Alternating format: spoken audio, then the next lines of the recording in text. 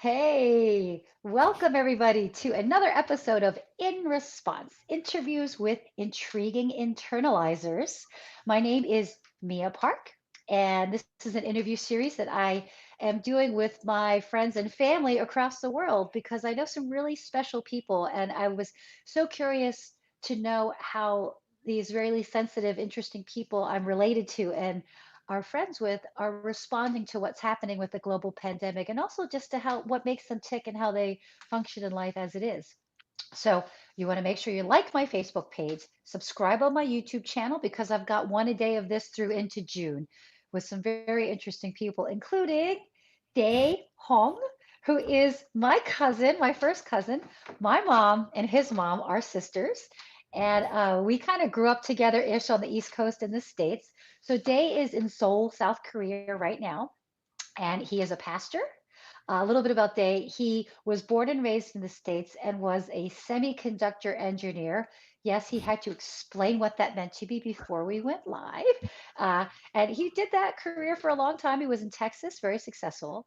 And then through a change of inspiration and heart, he became a pastor and now lives in Seoul, South Korea. As a dad to a new 8 month old, he just says crawling all over the place.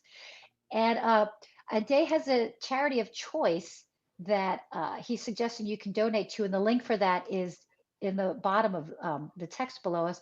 But Day, before we get into you, can you tell us really quickly about this charity you like? Sure. The Eugene Bell Foundation.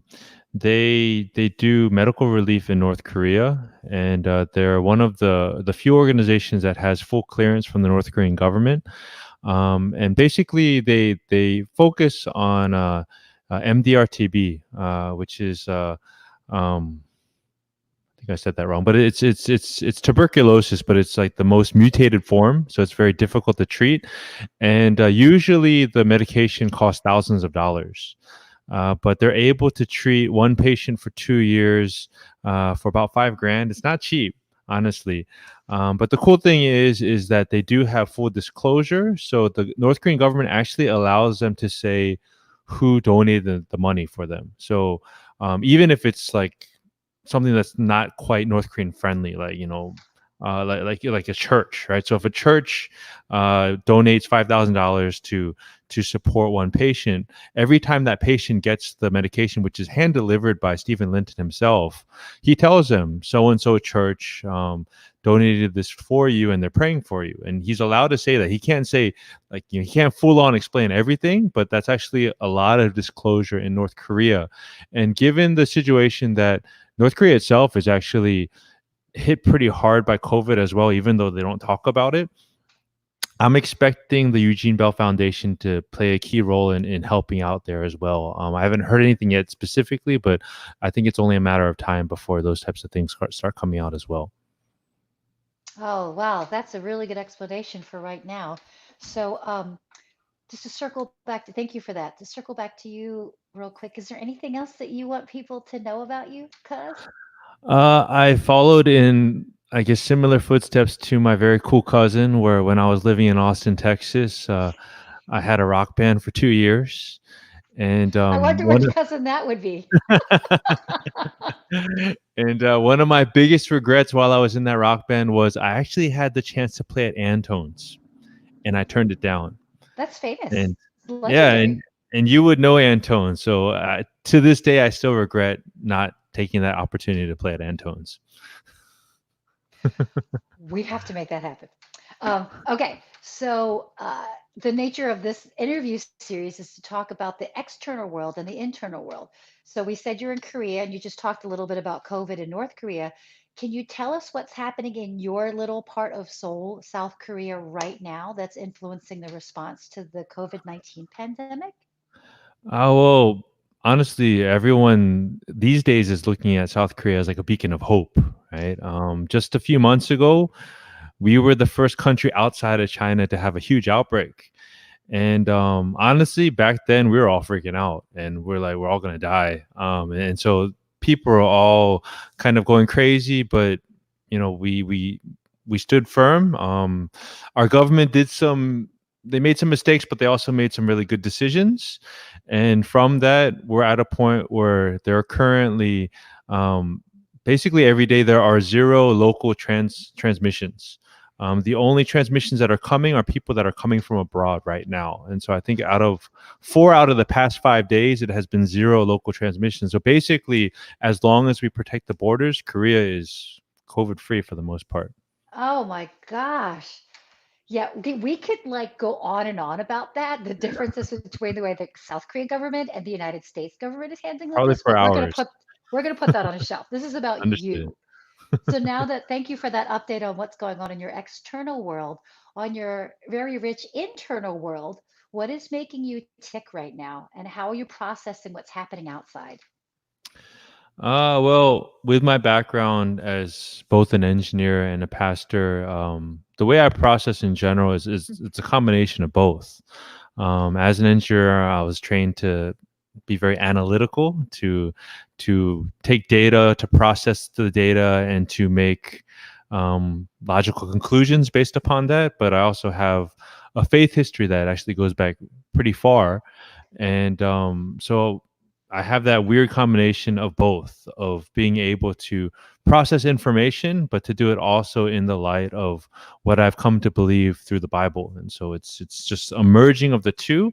Honestly, in terms of what's going on right now, working at a Korean church, we didn't really take any time off. So it's like it's not like, and honestly, Korea was never in a true lockdown. And so it's not like I was ever stuck at home. So I was still going into, the church office basically every single day. We've still been having worship services. Albeit they're online, but we're still having most of the same activities as we normally do. So honestly, for the most part, I haven't had a large amount of time to process exactly what's been going on. Well, having a congregation means that your job is to hold space for so many people, and you have a baby son, and a wife, of course, a family. So that's a lot of holding space for other people. But I appreciate you recognizing that you have like science brain and spiritual brain. And I think that maybe it sounds to me like that's what's helping you keep balance, holding service every day and still, like you said, just processing by helping others people process. Does that sound correct? Uh, sure, something like that.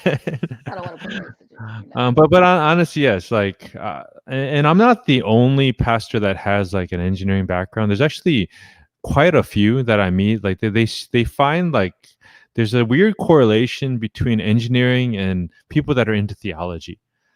Now, that's not me. I'm not into theology by any means, but for some reason, they've always found a correlation. So even at my church, there have been multiple pastors who have a very similar career background as me.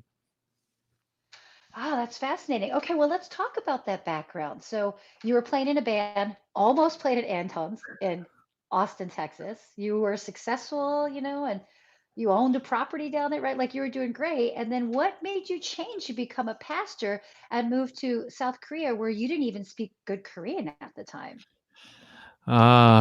Good questions. So really to start off with, you know, in terms of my faith background, on my dad's side, I'm a fourth generation believer. My great grandmother was the first believer. On my mom's side, which is our side, we're third generation. So I was a third generation on that side. I Um, think fourth, wait, because I got to say, I think fourth because wait, how many's father was a pastor. okay. So Honestly, like like you know more about our side than I do. I do. Like our mom's grandfather was a pastor. Okay. I think I If have not, heard that mom, actually. my mom's watching now. If not, mom, text me if I'm wrong. Okay, I'm sorry, Okay, disconnect. so fourth generation on both sides, but I was basically raised by my grandparents on my dad's side to be the next homoksa, the next pastor in the family. And at first, I embraced it as a little kid, but then as I grew older and I realized I was actually kind of smart, I was like, why would I want to do this? There's so many other things I could do, so I just kind of threw it aside. You mean, why But it would was, you want to be a pastor because you're so smart? That's what you thought as a kid. yeah, and Because you honestly, thought pastors weren't smart or something? Or you like, what is that connection? that's I guess as a kid, I just felt like I didn't want to be told what like I should do, and I should have the freedom to do what I can. And so to me, I just found more interest in other things at the time. And so I wanted to go down a different route, but it was actually in college, my senior year, where I kind of received, what they call a calling, where I felt God was making it clear that He wanted me in ministry. And I also realized that when I really evaluated myself and how I had kind of been made, that I was kind of gifted in a very particular way, that ministry actually just came very naturally to me.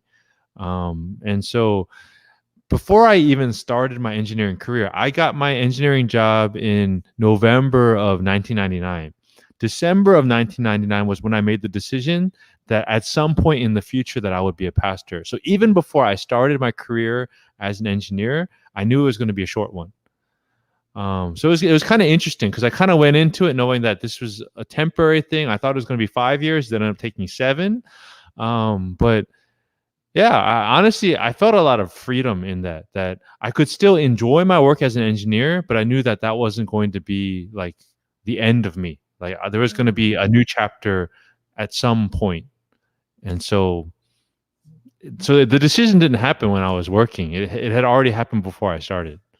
That must have given you a sense of like lightness with your engineer job because you're like if your boss is giving you're like, that's right, I am out of here and you don't even know that you're right. By the way, we have some questions coming in. Sonia Park wants to know, then what did you want to do?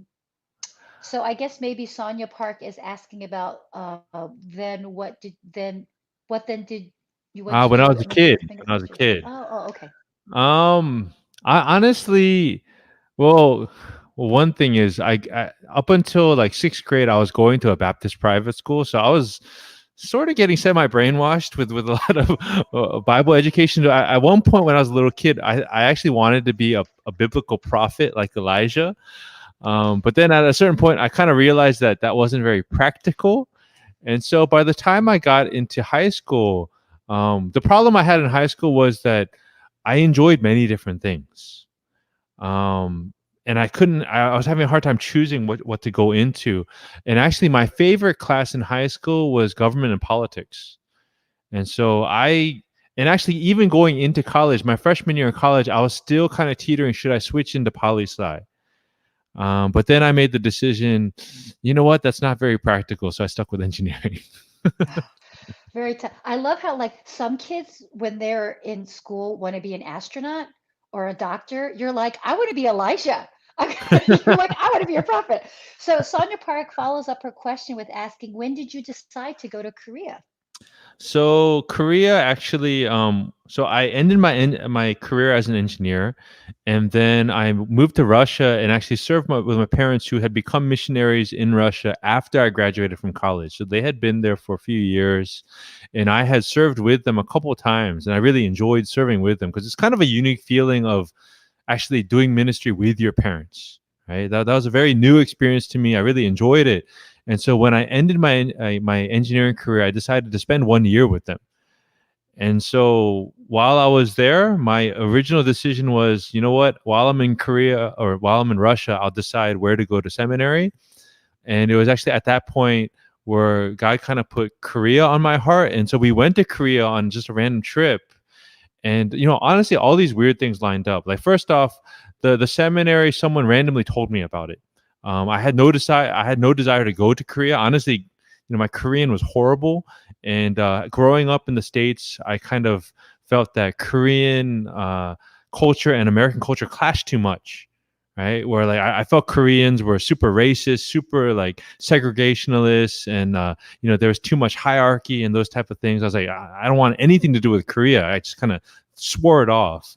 But God changed me where he just put this seminary in Korea on my heart, which I found through the internet in Russia.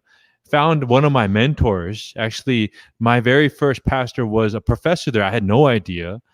And there are all these weird connections that kept lining up. So we ended up going to Korea. We met that pastor, and he just went over the whole history of the seminary.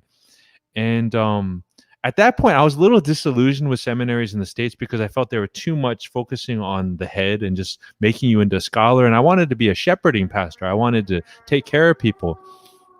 And so he just gave me the basic guideline of the seminary. I was like, hey, this is this is a practical place, and that was a key word I was looking for, is practical. Practical. And so after we had that conversation, we both came to the conclusion like this would be a good place. And so Mm. I came to Korea for seminary, actually, to ultimately study under my mentor, who I only had one class with, but it was the last class before he retired. So I'm thankful I was able to take that. It's interesting the way things fall into place that way. Like I hear you saying things about God putting things in your heart, and it just lines up in that way. That I think you and I have different paradigms, but I think we're both very deep spiritually people. So I'm going to say, like the universe, God, it definitely lines things up in a way. Like, here's your path. We have a couple more comments. Irene Cho says she loves seeing Day healthy and radiant, and Hello, Sonia Irene. Park Happy wants to birthday, know. by the way. Oh, happy birthday, Irene. Sonia Park wants to know who your favorite cousin is. Um, that's not fair. Sonia, we only I have can't. 23 cousins on the one side of the family. Yeah, there are cousins Anyway, I actually don't remember still, so that's not fair. we have a big family. Yeah, for those watching, my Day and I, our parents, our moms come from children of 8, 7 of whom like escaped from North Korea, and they all have lots of kids, and their kids have kids. It's a lot of stuff. But to bring And it my back dad's to side you, is a family of 9. 9 So kids. yeah, Those my dad's Koreans, side. So honestly, like I said, they're cousins I don't know. oh, on that side, like us on our side.